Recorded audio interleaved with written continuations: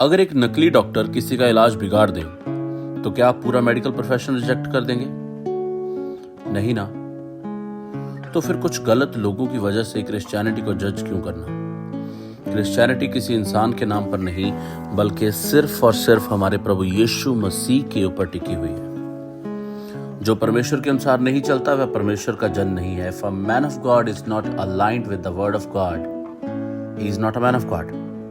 लेकिन जो वचन के अनुसार जीता है वही सच्चा परमेश्वर का जन है।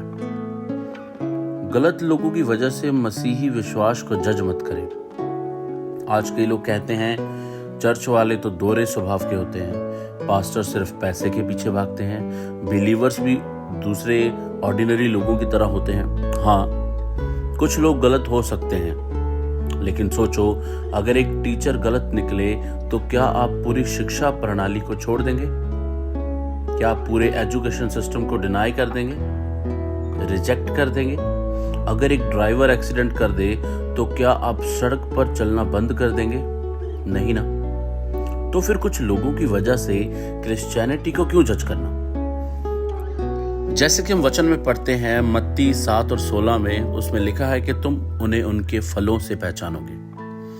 यानी किसी की जिंदगी, उसके काम, उसके वचन को देखो, तभी पता चलेगा कि वह सच्चा है या नहीं। आइए जानते हैं कि सच्चा परमेश्वर का जन कौन होता है। बाइबल के अनुसार अगर हम देखें कि परमेश्वर का सच्चा जन कौन है, तो आजकल लोगों को बड़े बड़े टाइटल पसंद हैं, प्रॉफेट, अपोस्टल, पास्टर, बिशप, पर टाइटल से कोई परमेश्वर का जन नहीं बनता। सच्चा मनुष्य वही है जो प्रभु यीशु मसीह की तरह जीता है।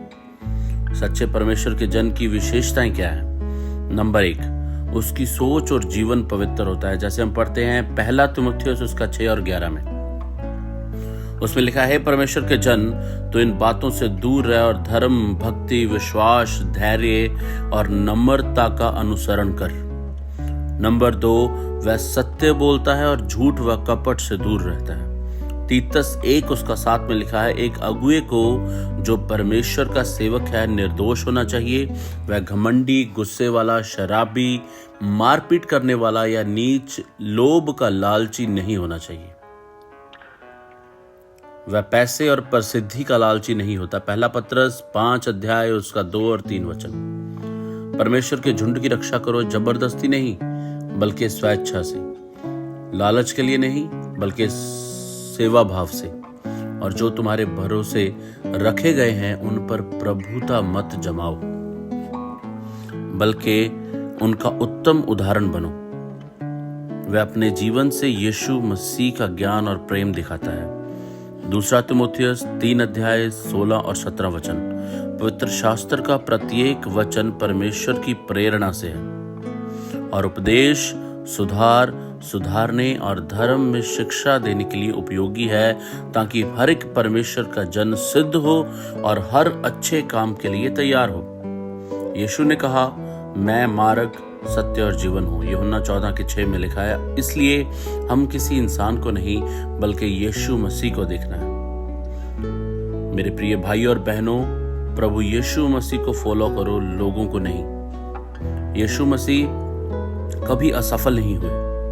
लोग गिर सकते हैं, पास्टर, अपोस्टल, बिशप, नेता सब धोखा दे सकते हैं, लेकिन प्रभु यीशु मसीह कभी नहीं बदलते।